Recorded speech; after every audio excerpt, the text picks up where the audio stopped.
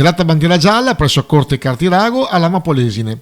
Occasione per gli auguri, ma anche un momento per fare bilanci di fine anno per un'associazione tra le più importanti d'Italia. Ascoltiamo le parole del sindaco Gaffeo e di Davide Rossi, anima portante dell'associazione. Bandiera gialla è un po' un unicum, vorrei dire un unicum a livello nazionale. Il modello che è riuscito a mettere in piedi non ha eguali su tutto il territorio nazionale. L'idea di essere una comunità a servizio di altre associazioni di volontariato è un modo di interpretare questo tipo di attività che non si ritrova da nessun'altra parte. Devo dire che è stata veramente un'intuizione straordinaria, grazie alla quale poi Davide è molto più bravo di me nel raccontare i numeri, ma la quantità di associazioni sul territorio che può utilizzare i servizi di bandiera gialla e a loro volta possono servire persone che hanno bisogno è impressionante. Lo posso dire a ragion veduta perché senza bandiera gialla anche noi come amministrazione avremmo fatto solamente una frazione delle cose che siamo riusciti a fare. I numeri della nostra associazione, l'ha detto prima il sindaco, abbiamo chiuso il 2023 con 2118 soci, quindi nonostante le difficoltà siamo cresciuti di più del 5% mi pare, quindi questo ci riempie di orgoglio. Rinnovate tutti la vostra tessera.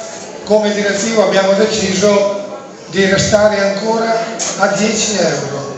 Il numero delle famiglie che stiamo servendo attualmente come ha detto prima il sindaco, ha superato le 800 unità, sono esattamente 848 famiglie che aiutiamo in tutto il Polesine.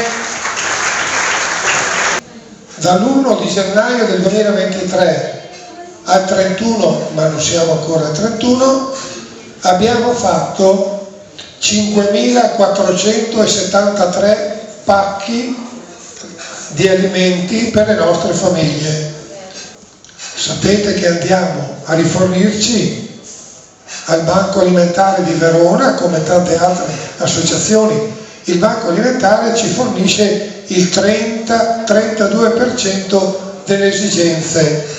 Il restante 70% delle attività di bandiera gialla ce le autofinanziamo con il 5 per 1000, con le quote e con la nostra attività ludica, che è la mia specialità, quello che faccio io assieme a voi tutti.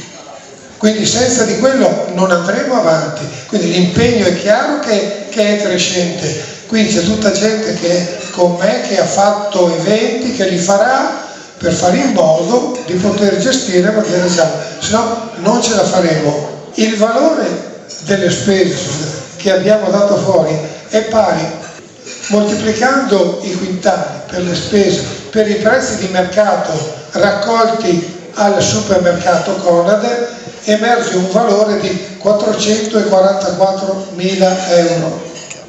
Ma non è che siamo bravi per fare questo, ecco il concetto che dico, lo facciamo con il cuore questo siete voi, questo è bandiera gialla, questo è il nostro impegno, questo è il nostro futuro.